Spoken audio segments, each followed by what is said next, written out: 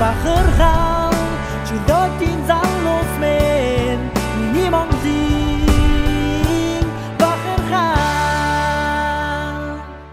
Good day, everyone. Welcome to another episode of All Said Wrestling Podcast. And today we're going to have a very special guest who's with a number of accomplishments in wrestling and the best coach for 2023 in the US, Mr. Marty Hawk. And also we're going to have a very talented former wrestler, the founder of Rebel Grappling Mongolia, Mr. Mukhbater, aka Mogi.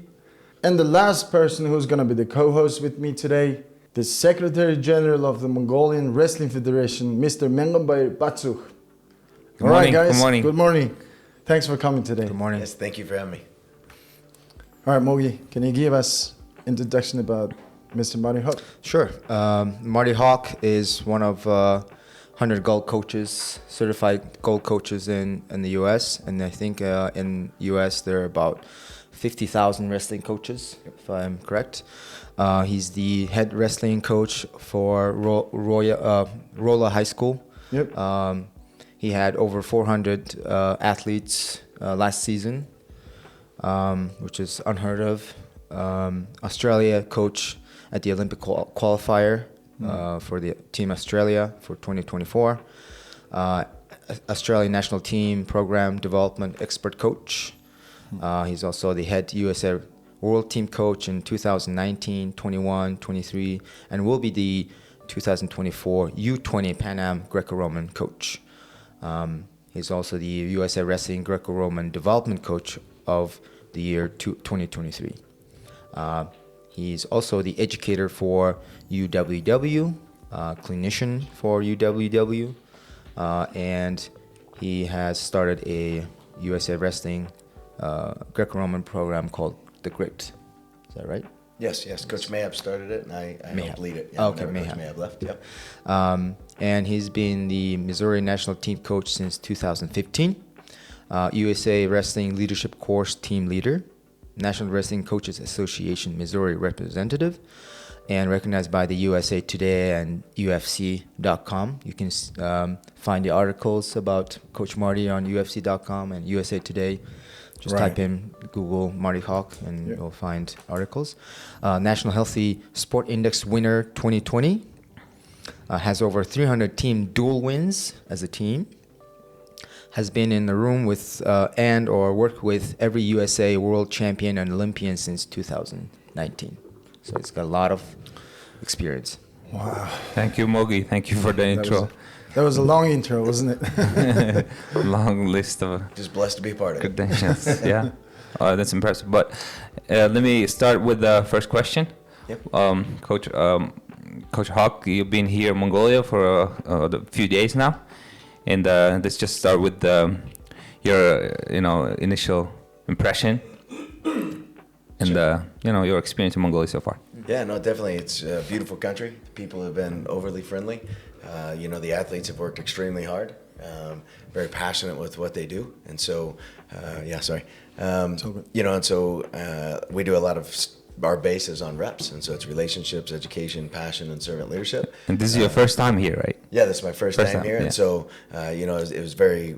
You guys have been overly welcoming, and I've enjoyed it. I've enjoyed every second of it, from the food to the people to the landscape to the culture to everything. Even the cold weather when it snowed in the middle of summer, right?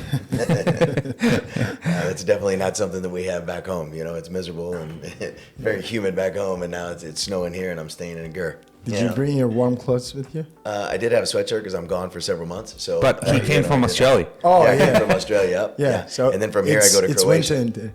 Yeah, it's winter there. Yeah, so I had some warmer clothes because it's winter down there. Oh, so, good, man.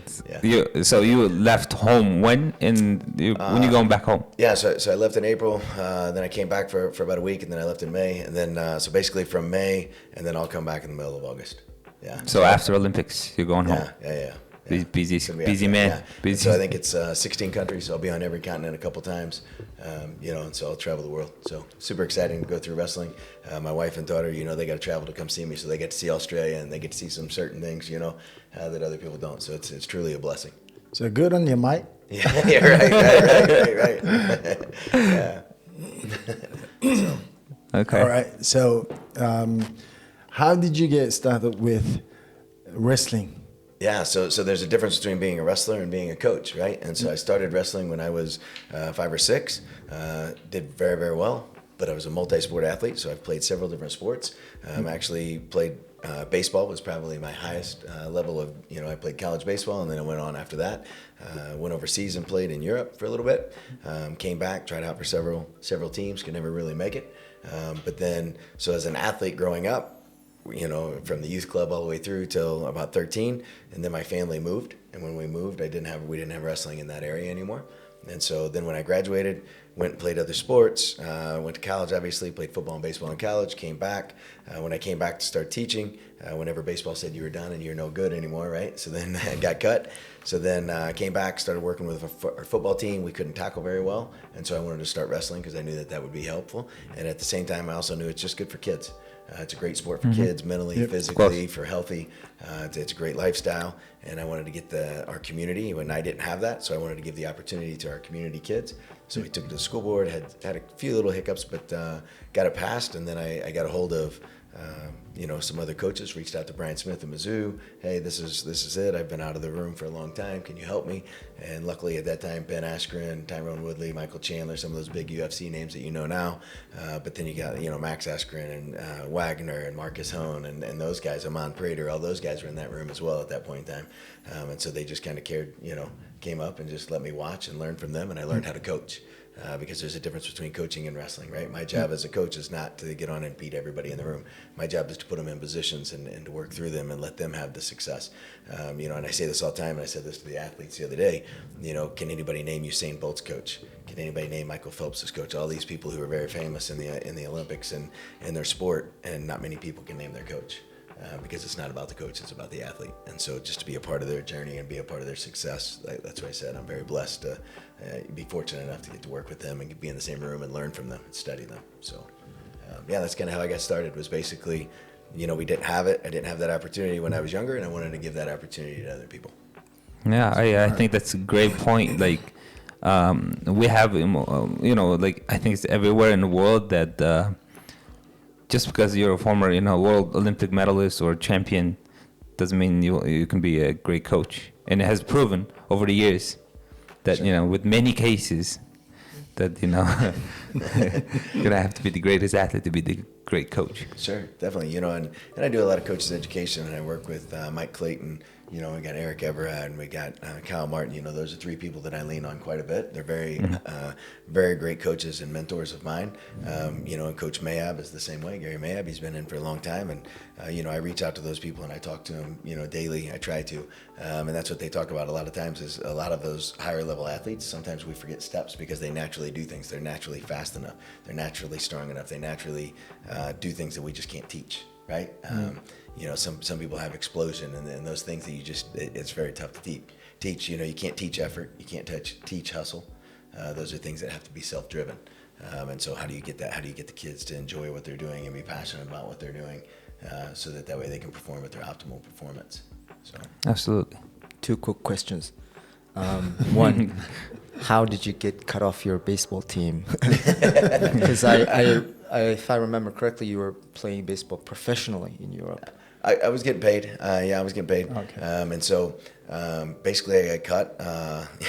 So made it through everything, did several different things. I went to the Houston Astros. I went to one of their combines and one of their workouts.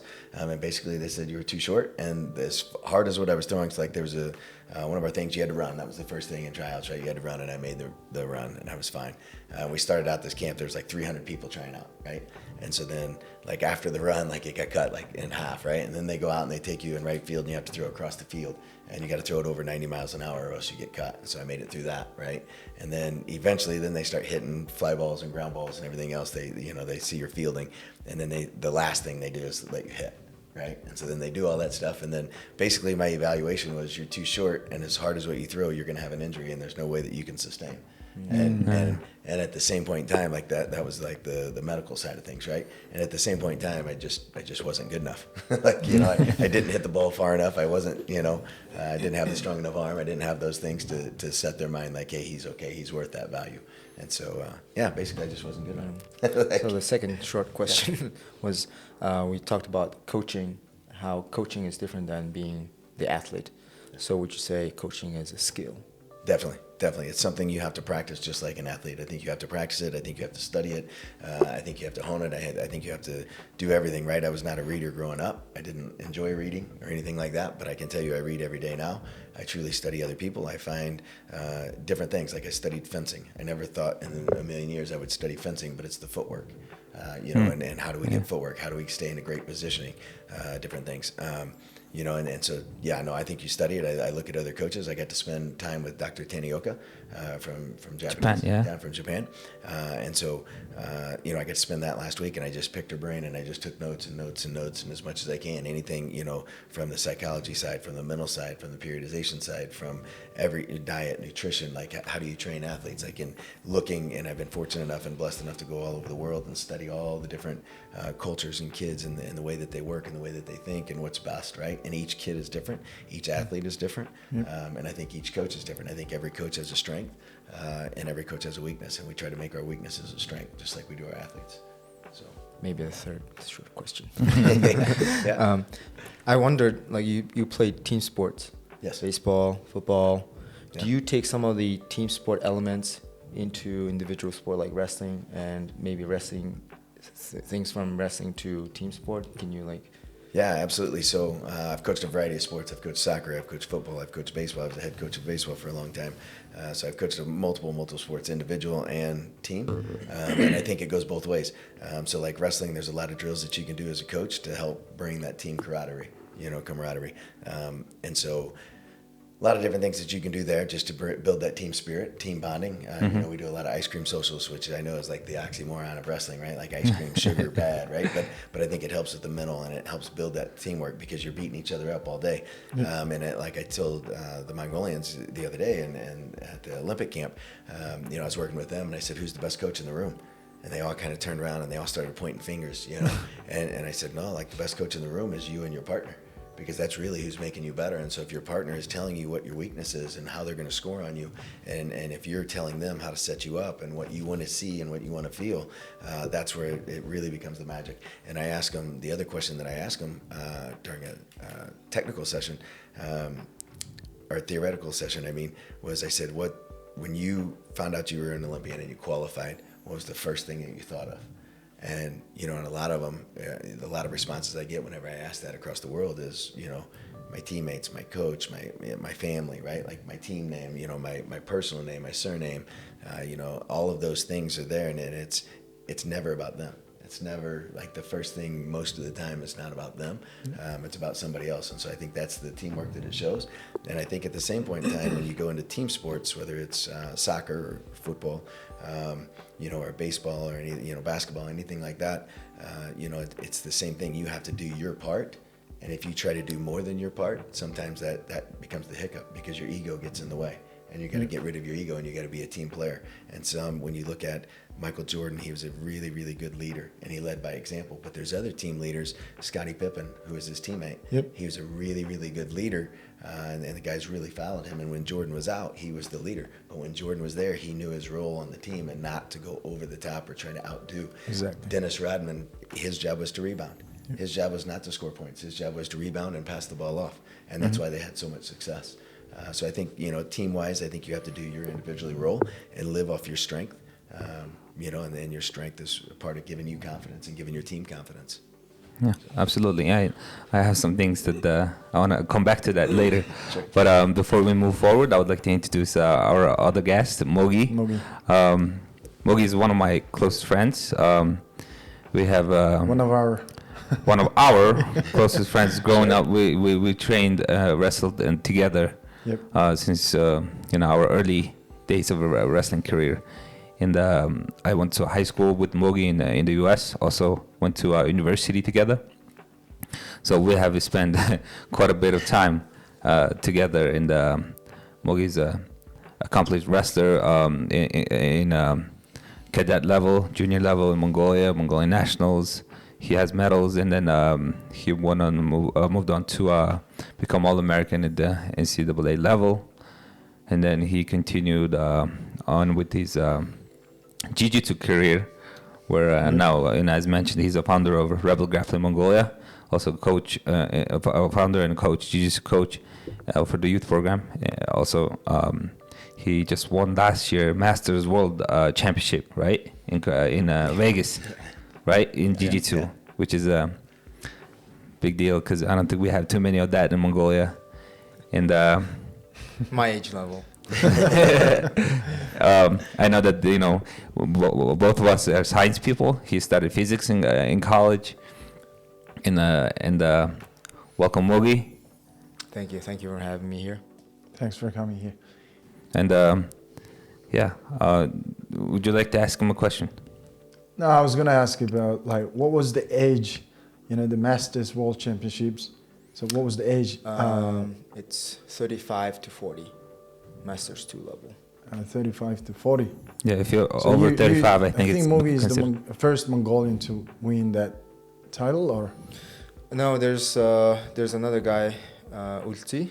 Yep. He won the Masters before me, a year before me. okay. So I'll be the second Masters athlete to win the IBJJF, the largest jiu-jitsu federation in the world. So So Cool. I guess I'll just to finish the intro that please talk more about your accomplishments lately, and I know that you have attended some coaching courses internationally, Yep. and would like to hear more about it. Yeah, so I had an opportunity to apply for a international coaching program by the International Olympic Committee, Olympic Solidarity, in conjunction with University of Delaware and U.S. OPC, or U.S. Olympic and Paralympic Training Center. And there's a one-year class or one-year program. I took a lot of, most of my classes were online, but I had a month of practical training in U.S. Yep. So Coach Mario was my mentor coach, Right.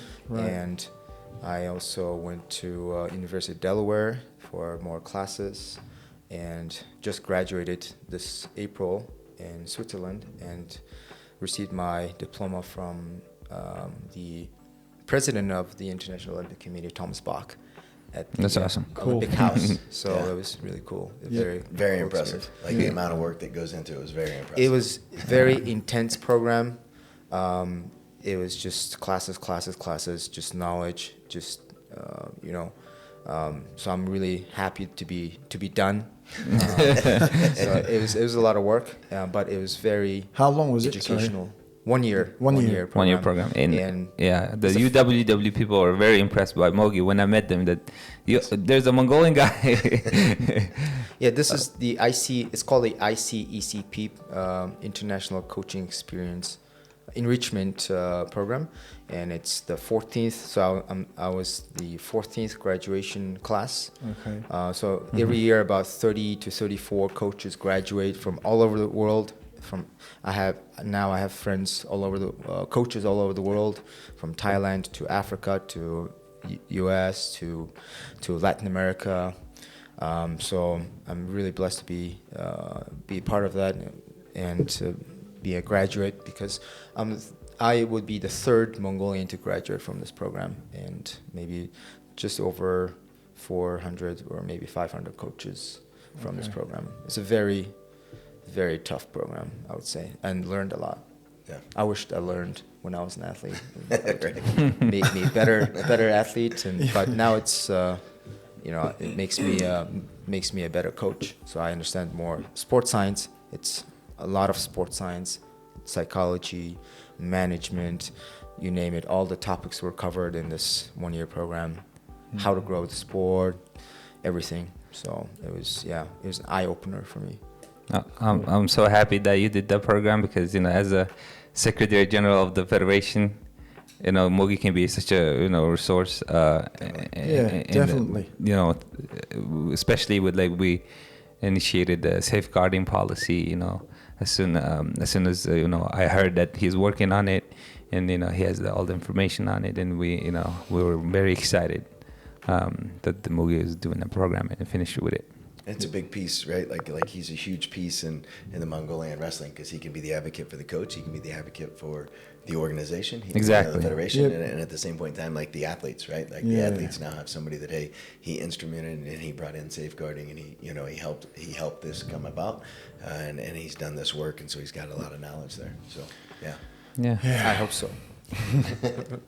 So I was going to ask about it. It's been over 60 years that Mongolia started practicing freestyle wrestling, but we don't know much about safeguarding policy. And why do you think safeguarding policy is important, and what's the safeguarding policy in America? Sure. So safeguarding, it's very instrumental. You cannot have high performance without safety. Yep. So if an athlete doesn't feel safe, then they're not going to perform at the highest potential that they have, their optimal performance. And you can see this in the gymnastics. You take Simone Biles, who's a phenomenal athlete, right? In the gymnastics side, she had a skill that they couldn't even score because it was so high off the charts, and she didn't feel safe. And so she pulled herself from it because she knew she can't have that high performance. There might be that chance of injury, and they're not going to score it at that level anyways.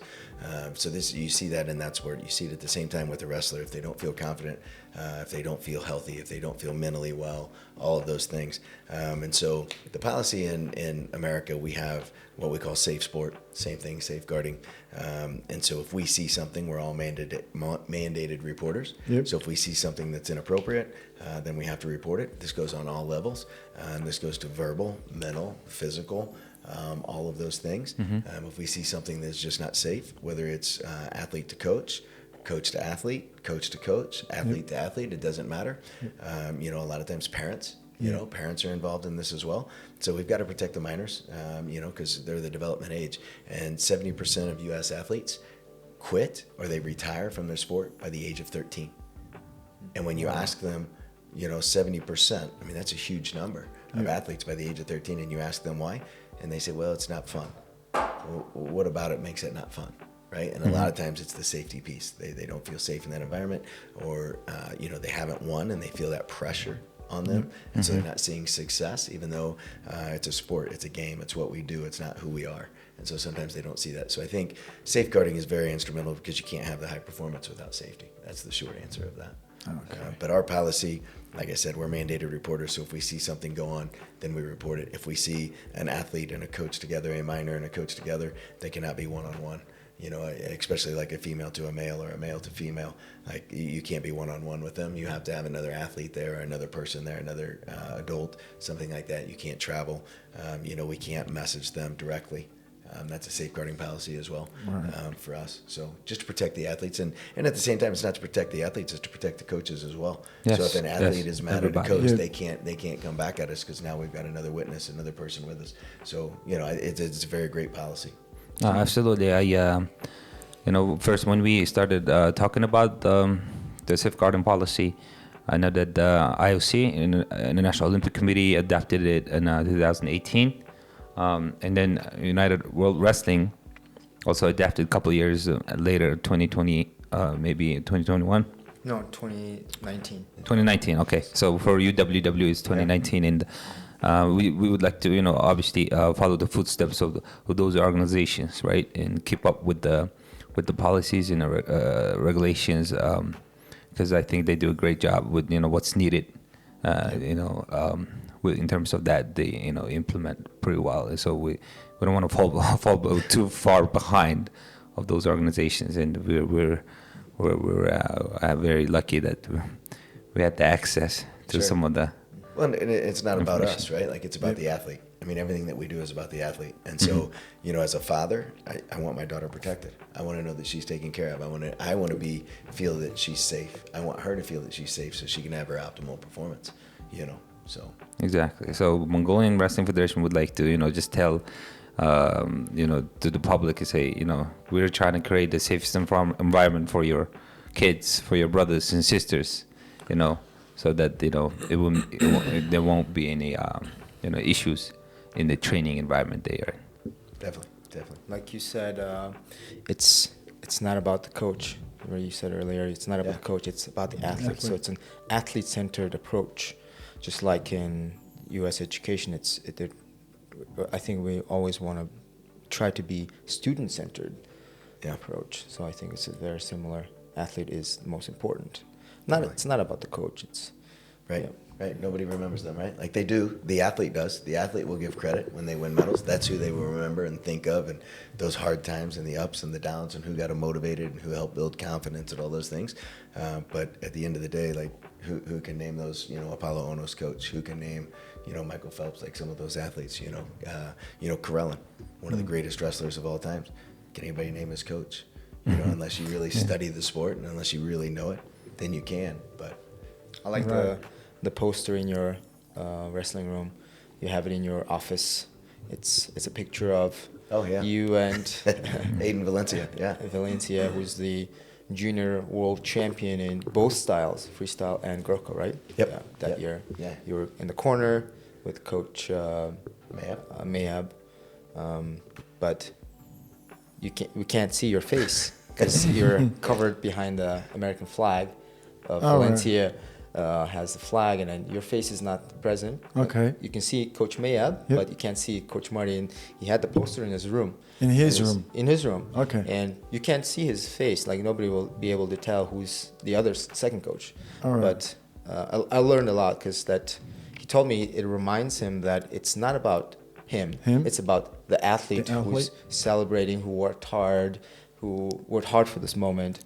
So it said it humbles you. So yeah, it's on the back of my door, and so it was the first time that I got to travel internationally, and I got to go overseas, and I get to be on Team USA and be a part of that. And so I was really looking forward to the article coming out because that's our ego, right? Like our ego gets in the way, and so as a former athlete, always wanting to do the best, always wanting to win.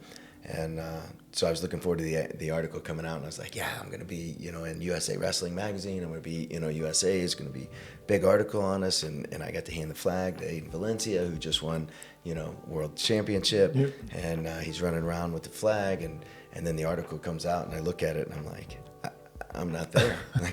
Like you see my shoe, and that's it, right? And I'm looking at it, and I'm like, and it was that moment, where God and those things are just telling me, like, hey, remember, it's not about you. It has nothing to do with you. It's about the athlete, and that's where it's at. And so I hung it on the back of my office door. So every time I walk out of my door, because my door leads to the practice room, and so when I walk out, and it reminds me every time, that hey, this is not about me. It's about them. And so get my ego out of it. Yeah. No, that's cool. It is. Yeah. It is really cool. And I would like to just follow up a question. Sure. What do you think is like the best way to grow wrestling? Because I know that that Mogi mentioned in your intro that you have over 400 kids in the room. Sure. That's not common. Nowhere we don't have a room in Mongolia with 400 kids in the room. I think it's very rare, and even in the States. Oh yeah. Maybe you have 40 kids in a high school team. I think that's rare in the world. That's a pretty big team, and you're almost tenfold. So you're looking at how do you even fit them in the room? So you maintain that number. Right? Like we run shifts, we run groups, and so like even with our youth development, like we've got. First of all, let me kind of back up a little bit. Like so when I started in Rolla High School, like our numbers were pretty small at that point in time. We had several different youth clubs that were kind of separated out. And so we had to get them all together. We had to communicate. We had to figure out that communication gap, right? Like we had to figure out how do we communicate, what's appropriate, what's not appropriate, all those things. And let's get on the same page and let's go in the same direction. Like let's become a team. Then at the same point in time, you got to make it fun. You don't want to do something if it's not fun. And and that's where we had to start building those relationships to become a team. We had to start building those relationships with the athletes and let them know that it's about them. We had to educate everybody, and that's where kind of reps came from, right? We had to educate everybody, not just in the sport, but that it's okay and that we're going to help the community as well. And then we had to see passion, like they had to see passion, right? And our kids, like I don't stand in the hallways and like grab kids and try to pull them out. That's not how I do it. I did in the early days, trying to get kids to come try it and those things. And now it's the passion of the kids, the passion of the program, the passion of the parents. Like we have some of our parents are telling other parents like, hey, your kid needs to be a part of this. Like this is a great program and it's doing so much for them on life, and helping them with life skills, not just wrestling skills, and they're representatives of us as they leave.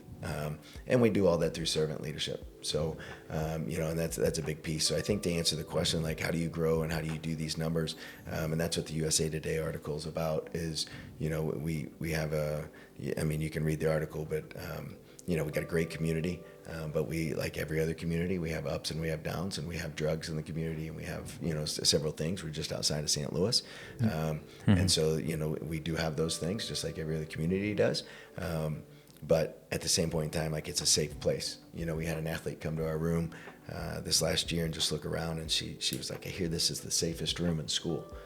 I'm looking at her and I'm like, we're throwing humans in here. Like, like this is what we do. We're going to grab you and we're going to throw you in the air.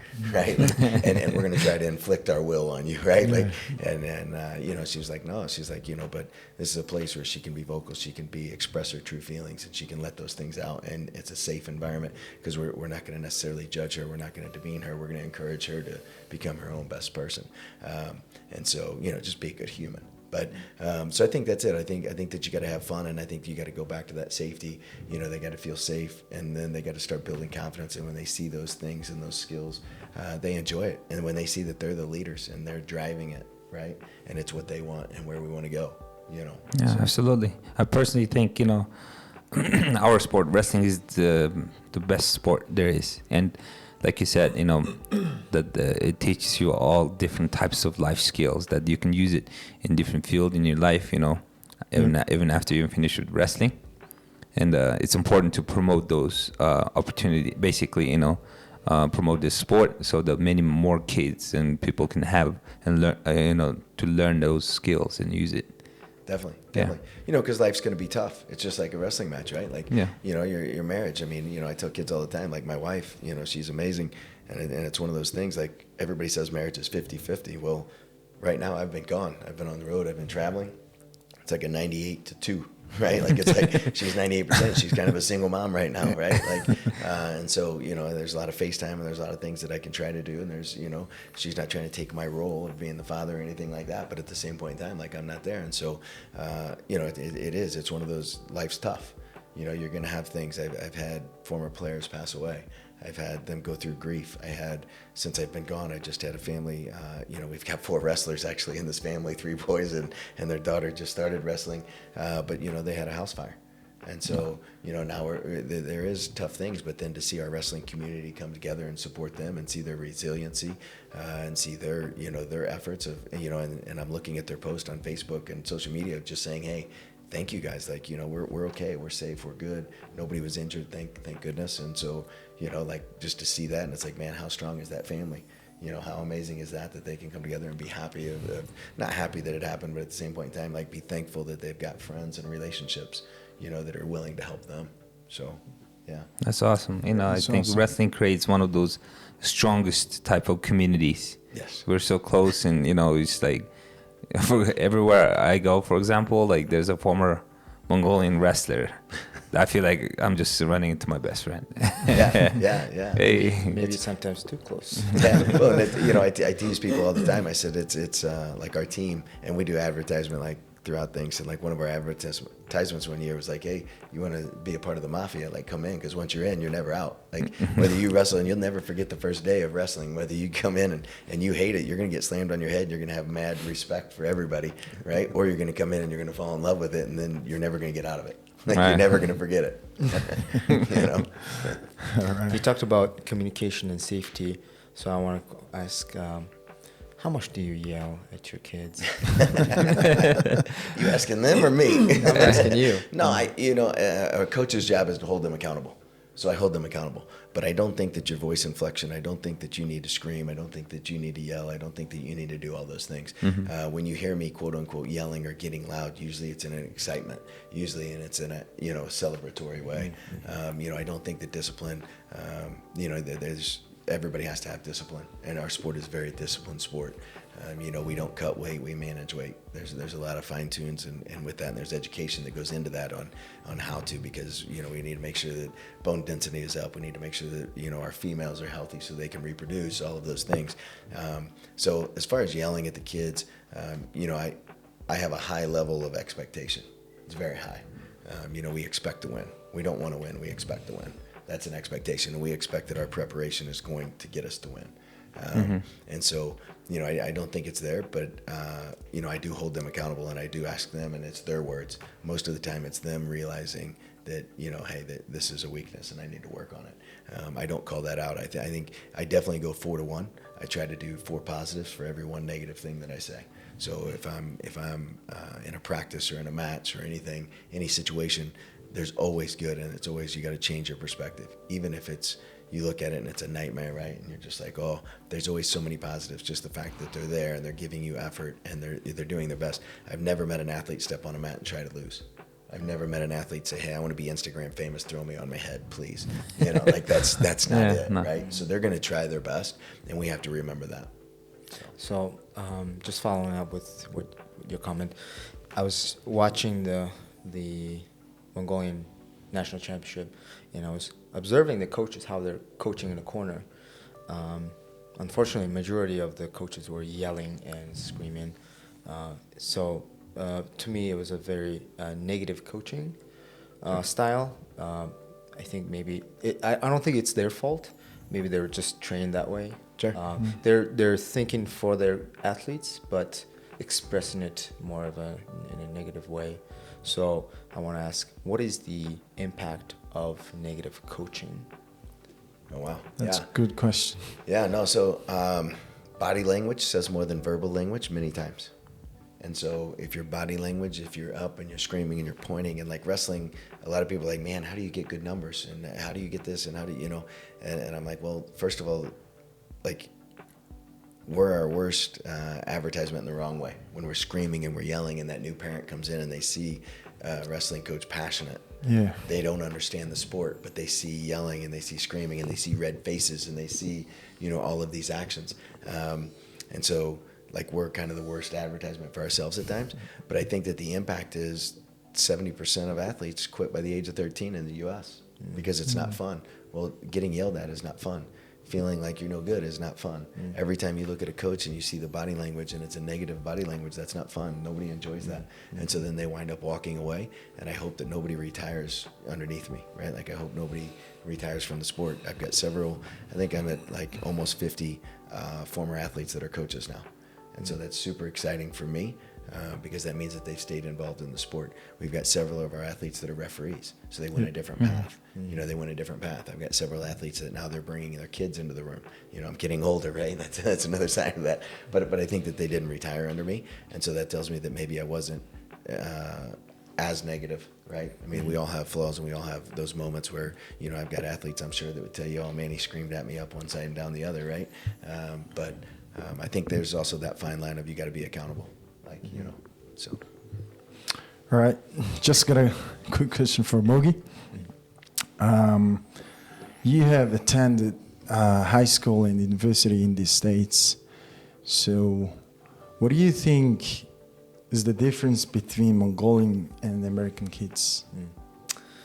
I think in my observation, I try to preach this to my kids too. An athlete is a student. You don't just come into the wrestling room or jiu-jitsu room, whatever sport you're in. You just following coach's instruction is not enough. So you have to be a student. You have to be like a scientist. Yep. You have to read. You have to watch videos. You have to imitate the champions. Do what they're trying to do. You have to be disciplined, and you have to, you know, make sacrifices. So I think the difference between Mongolian I wouldn't say Mongolian kids, but Mongolian athletes and say American athletes is they're students, they're scientists, they're researchers, they read, and I think the advantage, I would say, foreign athletes, especially American athletes, have is literature, sports science. Everything's open. You can find materials and read and educate yourself. So an athlete should be an educated athlete is a better athlete than non-educated. So I think it contributes to their success. I think it makes a big difference. So I think that's the only thing I really noticed. Otherwise, kids are kids. They always want to win. They want to do their best. Like I don't think there's much difference, but just the mentality of I need to study. If I want to be better tomorrow, what should I do? Like, and they're looking for it. And I also noticed that a lot of kids are disciplined. They show up at 6 a.m. practice, 6 a.m. lifting. They're working on their strength training. Or off season, or so they're working hard. So I think that's the difference. Maybe Minga can add to that, or if Coach Marty has experience. Yeah, what's your thoughts on that? Yeah. No, I agree with what the Mogi said. I myself, when I was studying in the States, I was really a student of the game, but what drove me was the love and passion for the sport, and I wanted to be the best. So in order to be the best, even though I studied math, I didn't really like writing papers or reading that much, but I had to read when it came to like nutrition. When it came to just eating the right things and knowing the right things, so I had to go out, actually go after and chase these things, and I actually registered for a nutrition 101 when I was in college, just to know how to eat right, where the energy resource comes from in our body, what are the different types of muscles, what do they use as a source, and just to figure things out. And I had to go and really read and study, and it really helped me to get better, prepare myself, right? So sure. I feel like generally like planning is one of the most important thing, because that's what athlete is, right? You have a goal, and systematically you practice to get to that goal. And in order to systematically do something, you have to have a plan. Basically, you have to have a plan and implement it. And one of the, I guess, keyword you've been mentioning, Coach Hawk, is that accountability, right? Yeah. The implementation of the planning have to be held accountable for that individual, so that you can be successful at the end. I think that's a very important thing to understand, is that you have to have a good plan. When you implement it, you have to be accountable for it. Every you cannot skip steps in this game. You have to do every single one.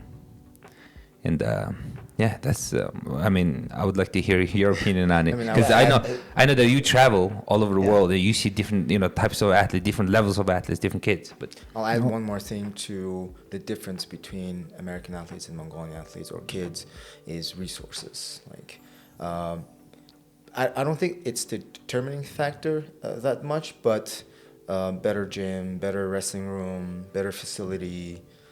Supportive parents, and all these education resources, and all these great resources of athletes, former athletes, giving back to the community, and I think that makes some ways big difference. Sure. Sorry. Yeah. Also on that for you, I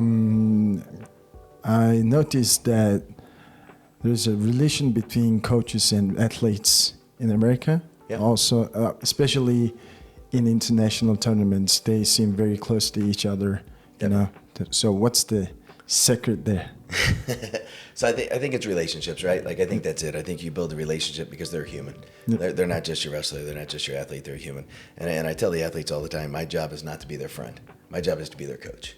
And a coach, if you go back to like the 1800s, a stagecoach is to get you from point A to point B, right? And so that's it. Like, we're in this together, and we're going to go from A to B. And I think that going off the athletes, I see it all over the world.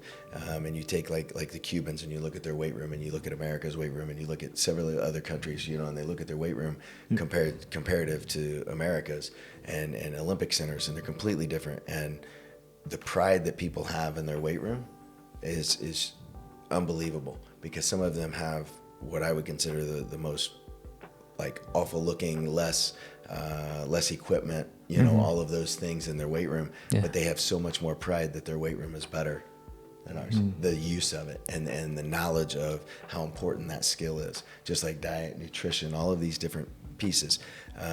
You know, so I think that as an athlete, athletes are athletes, kids are kids. We're all human. It doesn't matter, you know, color, age, size, shape, whatever. Like, you look at wrestling, that's what I love about it. You look at the body types. I mean, there's so many different body types, right, in the same weight class. And so I think, you know, and a quote that I use all the time, and it's on our wall, is if you want something bad enough, you'll find a way. If not, you'll give me an excuse. And I think that some of those things, like you're talking about planning and those things, I think that parents are a huge stakeholder in this as well, just like assistant coaches. And I've got the best, it's the most incredible assistant coaching staff ever. Like you can't even piece it together. You know, we've got alumni that have graduated from our program who went on to college and did extremely well in college, and they come back and they just want to give back to the kids and give back to the program that produced for them. We've got 2 4-time state champions in high school, both wrestled Division I. One is a lawyer, so he helps break down the rules and the litigations. One of the first, actually, he was the first one that I hired, was a sports psychologist. You know, and so sports psychology and the pieces of that. We've got a female who's bilingual, and so she comes in and she's phenomenal because she's led the room. I ran a practice in Spanish this year. That was one of my goals, and so the kids got to see me stumble, and they had fun because they watched Coach, you know, struggle through a whole practice because they didn't speak one word of English, and she was the one who led the room and translated everything. You know, we've got another female that's coming on to staff that I'm super excited because she's got great relationships and she's been in the program from a parent side. You know, I think parents are huge stakeholders in this because they're the ones transporting the development kids to and from. They're the ones that are financially supporting it. So they definitely have a stake in this. And I look at it as a triangle between the athlete at the top and then the coach and the parent. And there has to be communication between everybody. So between the athlete and the parent and the athlete, the coach and the athlete and the coach, and then the parents and the coach. And there's a lot of times that I say it, you know, the quote is, if you want it bad enough, you'll find a way. If not, you'll find an excuse. But if the parent wants it more than the athlete, that's where there's a roadblock. Because the parent is going to start putting them in camps. They're going to start putting them in tournaments. They're going to start overtraining the athlete for what the athlete wants. And now you're going to get limited results. Even though the kid is always, and I always tell the kids, like, you're never going to choose between me and your parent. I'm always going to tell you to go to your parent. Whatever your parent says is better than me. Like, that's, they have stake over that, but I have a stake in this piece too, in this triangle. And so we got to know our roles. We have to know, just like we were talking about earlier, the difference between individual and team. You have to know your role on the team. And if the athlete can get on board with the coach and with the parent, and all three of us are in sync, then we're going to have a dynamic, you know, kind of combination that's going to do well. So I don't think that kids, like, the resources, like you said, are completely different. The weight rooms are completely different. But there are some of the weight rooms that have 3 pieces of equipment in it, but they have more pride and they're using it and it's getting more benefit than the ones that have 50 million, you know, the $25,000 treadmill, you know, all of those things. I mean, you know, I was in a room this last week that they had 16, like they had over, you know, $1 million in treadmills, like in this one weight room. And it's phenomenal. And it was a phenomenal weight room, everything there. But the pride that I've seen in some that have no treadmills, but they've got, you know, a beat up bag, a beat up dummy, you know, and it's like, man, that's being used. There's pride. They're happy to go in there. They want to be in there. So I don't know. It's important, yeah. Yeah. I was just, I want to just follow up with that as to be successful. I feel like, in my opinion, it's like a puzzle. You have to put all pieces together, right? But there are some main pieces of the puzzle is, for example, prioritization, planning. There's a nutrition side of things. And then there's also coaching, obviously, technical side, you know, tactical side. Also, you know, sports psychology side, mental side of things. What do you think is the most important one out of all of these pieces? So that's a great question. And I ask athletes all the time. And I ask coaches this whenever I do coaches education. what is winning for you? What does that look like? Because everybody's winning is different. So you've got some coaches, like everybody wants to win. Everybody wants the gold medal. And everybody looks at the gold medal and they're like, yeah, that's winning. But is that really winning? Like, is that really what the athlete wants? One of the athletes yesterday in the theoretical session said, hey, like sometimes Americans lose and they're smiling. Like, they're with their coaches and they're smiling and they're, like they're not happy that they lost. But at the same point in time, like they're not destroyed. They're not, destroyed. And I said, well, because there's a process. Maybe they were focused on a process, and it's a perspective thing. And so Coach Clayton has done a phenomenal job of mentoring me on that, and just looking at like, what are you trying to win in this situation? What's the win for you? Like, and so I think everybody's win is different. For me, like winning for me is that others see him through me. Like that's it. If others can see Christ through me, then I feel like I'm winning. If they see that I'm giving everything that I can, and those things that I'm giving to other people, and I'm doing, I'm imitating them, then I feel like I'm winning. But what's your version of winning?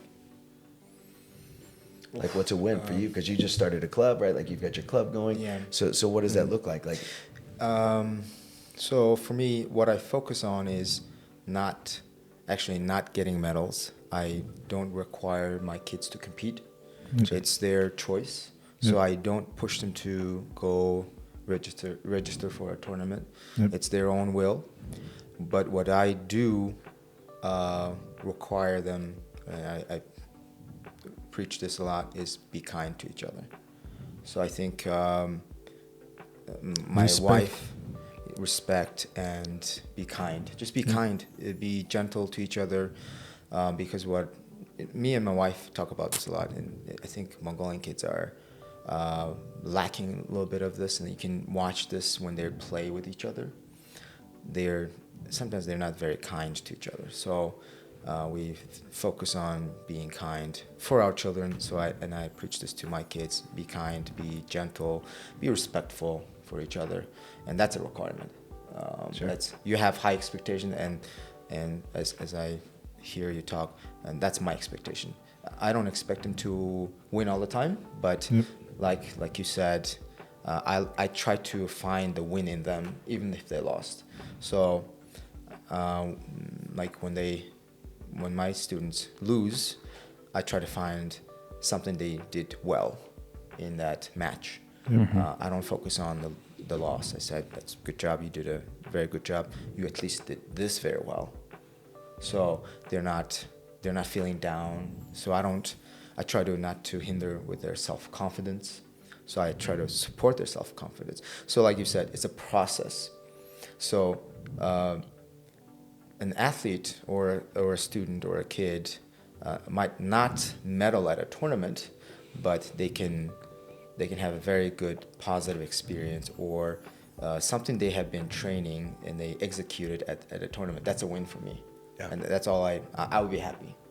Even if it's a loss, I'm happy. Maybe sometimes you have to lose. You can't win all the time. So the losses are your lessons. So that's my success. And then if I can my goal is to build good citizens and kind people, because I think we can use that in the world. Like, be kind to each other, be kind to your brother, sister, your teammates, to other foreign nationals and people in the world. We have to cooperate as humans. So I think that's what we really need to at least try to put a seed in especially in kids at a younger age, because I know some of them will become a coach one day.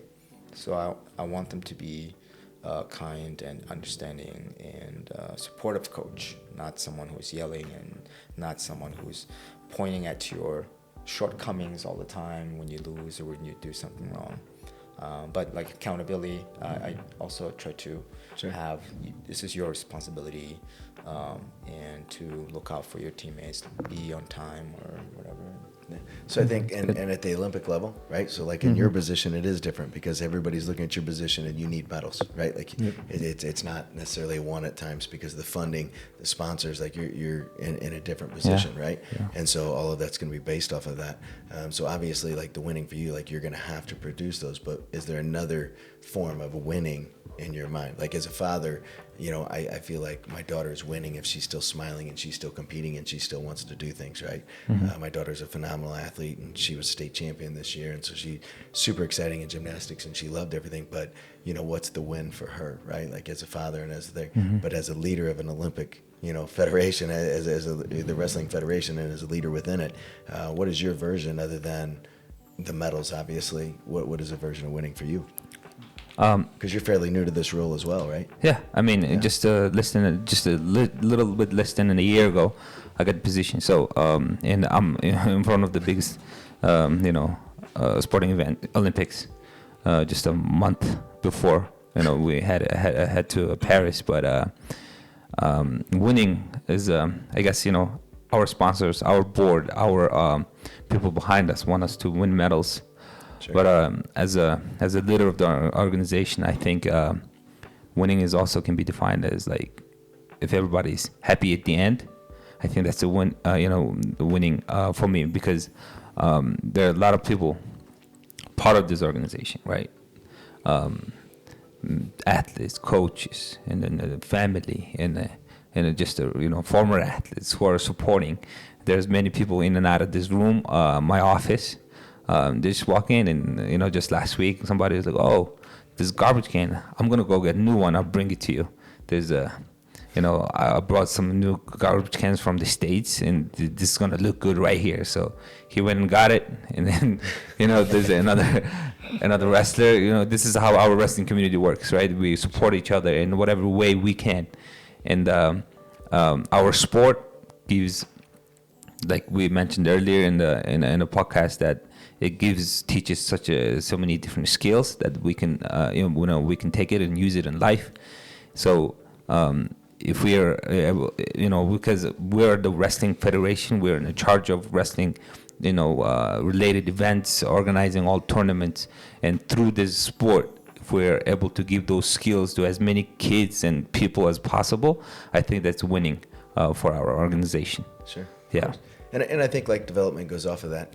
I think that same thing as the listeners are listening, right? There's a different way of listening. And so as a coach, are you listening to the athlete to give them an answer? Yep. Are you actually listening to an answer, listening to them as an athlete just to listen? Sometimes they don't need an answer. Sometimes they just need an ear. Sometimes they need that, right? Yeah. And so there's different ways and different reasonings to listen. And so one thing is like I like to do as a coach is I like to repeat back. So like what I heard right there was, and because the language of coaching is so big, if I tell an athlete to do something, are they going to be able to respond with what I want? Is that communication line direct or is it indirect, right? And so like what I'm hearing is like the win for you, and as a new position, as a new person in this position, is that you'd love to see everybody like stay together and come together as a community, but advance and become better as a unit, and get things, get kind of the negative things kind of lined out and always working to improve. That's kind of what I'm hearing. Absolutely. Yes. Yeah. We're trying to eliminate those negative things as much as possible. But I'm getting signs that we are running out of time for the podcast. So I would like to ask one last question for Coach. Sorry, I like to talk. Sorry. Before that, what do you think we should improve the most? Because you spent the day with Mongolian team at the Olympic camp. Yeah. Sure. Sorry about that's that. tough. Maybe it give you time to think about it while I go off. Maybe just go off of Mingus. And I'd like to think that this federation is winning right now. Mongolian Federation maybe the athletes might not place. Maybe will place, maybe not. Who knows? But I think the Mongolian Wrestling Federation is making small wins. Like this year, the podcast. This is new. This is trying to educate the fans, the athletes, the parents, the coaches. When I first presented at the Mongolian Wrestling Federation about safeguarding, they welcomed it 100%. Even the coaches were like, "Yeah, this is something we need. This is something some of the athletes are asking for." So they're supportive. So that's a win. And I really would like to applaud the coaches, even listening to me, spending their time and listening. Who am I, right? I'm nobody. So they're all humble and they're not egoistic. They could easily say, "Who are you? I'm a better coach. I have produced so many athletes." but they weren't like that. And hearing from you that when you went to talk to the coaches and the athletes, they sat there, listened to you, and put their ego in the back seat. Yep. That's a win. And Sure. the athletes as well, they can say, I'm a world medalist. What are you talking about? You know, I don't need this. I got it. I know everything. But, you know, and hearing the feedback from your experience with the coaches and athletes, that's a win for me. It doesn't matter if they medal or not. We are on a path of getting better, one step at a time. So I really applaud the Minga for his work and the board of directors of the Mongolian Wrestling Federation. We're moving to the right direction, and doing small positive changes, one at a time, and I think we're doing okay. Sports science, they're trying to focus more on sports science and sports psychology, nutrition. Never heard of this. I never heard of this when I was a kid and wrestler. I never had the knowledge, and I never was. So these athletes today are actually blessed. They're much better off than when I was an athlete, and the coaches are willing to learn, and that's really positive. So I really applaud for all the coaches and the wrestlers and the federation and Minga for all this work, and MC for hosting. Yes, definitely. Thank you. Yeah, I think that's exactly it. I think the support to go back to your question and answer it, I think that you guys have so many great things going on, and I think financially and the support, mentally, physically, all of those things. I think the coaches, the athletes, everybody was there. So there's so many positive things. The technical level was great. The effort was great, in the room, all of those things. But I think as a whole, I think the one thing that every athlete can get better on is their periodization and their planning and knowing what they need at the right time and how their body feels, and just learning that process. Right. And I think, and that was one of the theoretical session that I taught was on that. And some of their questions and listening there, I think that the more that they dive in, then the more they're going to get out of it, and the more that they put into it, and the more that they trust that and start journaling, taking notes, reading, those things that you guys talked about that all of us really didn't do when we were younger, but now seeing the value of that, I think the quicker that they can get onto that, I think that the better it's going to help them. And more. That was going to be my last question is how important is planning for high performance, training in I guess you're already speaking about it, so I would like to just let you finish off in I think it's just you got to feel right. Hopefully that every Mongolian at the Olympics, they feel right mentally, physically, spiritually, like everything. Their body's tuned, they're ready to go. They've had the aquatic, they haven't overtrained and they haven't overused their body, but at the same time they haven't so the nutrition and all of those pieces are into play. And these are things that I've learned from some of the best, right? Gary Mayab and Mike Clayton and Eric Everett, and I've mentioned these names before, Kyle Martin, all of those things that really I thrive on. But at the end of the day, like, they still need to be healthy. I still need to be able to go home to my wife and everything else and be happy and know that I gave everything I can. And I think as an Olympic athlete, they want the opportunity to compete. That's the bottom line. They want to be the opportunity. They just want the opportunity. They already are an Olympian. So so you talked about the Olympic spirit. The most important part is not really winning the medal, but being part of Olympics. Which was something bigger than you. Yeah. And that's what wrestling is. It's a bigger community than you, and that's what the Olympics are. Yep. It's the only time the world comes together and smiles and celebrates and cheers for other people. Absolutely. We got we got Lopez, and you got these athletes that maybe you're going against, but maybe you're rooting against them during the match, but when they win and they accomplish some great feat, you celebrate with them. And this is the only time that the world comes together for that. So I'm super excited about the Olympics. Yes, with peace, definitely. Yeah, absolutely. And I think we're at the end of our the podcast. Sure. And just on the behalf of Mongolian Wrestling Federation, I would like to just show my appreciation and gratitude to you for accepting our invitation and coming all the way to Mongolia during your busy schedule. I know this is important time for everybody. We're about to head over to the biggest challenge that we're facing for all the other countries. It goes same for everybody. But we appreciate it, and thank you for your time, and thank you for doing this podcast. I think this is great. You should thank your wife, Yes. Yeah, thank you to Mrs. Hawk. Yes, yes, Michelle and Eliana. Yeah. And your daughter. My We're family, right? stealing your family time away from you, and you're able to spend your time. This is here. great. Yeah. You know, we were so excited to have you over, and we have been learning a lot. Me myself, I'm a different person than a couple days ago, because I have some things in my mind that I would really like to share with my athletes and the coaches, and see what we can take from it, and run with it. So Marty Well, Magic. thank you guys. Yeah, no, thank Yeah. you guys. Like it's great. Like Mogi's relationship and those things. He got to come over and spend time with my family. And I know my parents. Like that, like this morning I was walking around the square, and my parents got to see Mongolia, and they got to see Ulaanbaatar. And so I was FaceTiming with them early this morning, and getting to see that. And my parents, my dad was my best man at my wedding. We're very, very close. My brother and my sister, and it's like we've been messaging with them, and I'm showing them pictures, and I'm showing all the the things, and we got to eat sheephead, and I got to do some of the traditional stuff here. Got to stay in a gur, and my family, I'm sending the stuff to them, and so they're getting to kind of live through me in essence, and get to experience Mongolia. So thank you guys very much for everything that you guys have done for me and my education. And as I told the athletes and I told the coaches yesterday, or the other day, like I'm going to learn way more than I'm ever going to teach anybody here. Like I'm a student, and I'm going to learn more. So you learn through teaching, and so I'm blessed. So thank you very much. And you're most welcome to come back again. Yeah. Absolutely, yes. Absolutely, yeah. Doors open, and I know that we have agreed to work together in the future for our Greco-Roman grassroots Yes, I'm project. super So excited about that, we're yes. going to educate some coaches. That's where we're going to start off on that, and as soon as I guess you leave the country, I'm going to be messaging We're you right on it. about when you can start doing that. So When do you leave?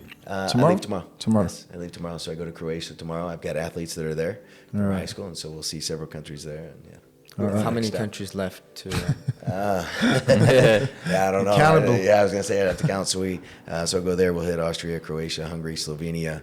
There with that tour. Then I'll go to Serbia, and I'll run a U17 more than medals camp for after the European Championships for UWW, and then I'll take the U20. I'm the lead, the team lead down there for U20 Pan Am. So I'll go to Peru, and then I'll come back up. I'll hit Germany. I hit Norway, Sweden.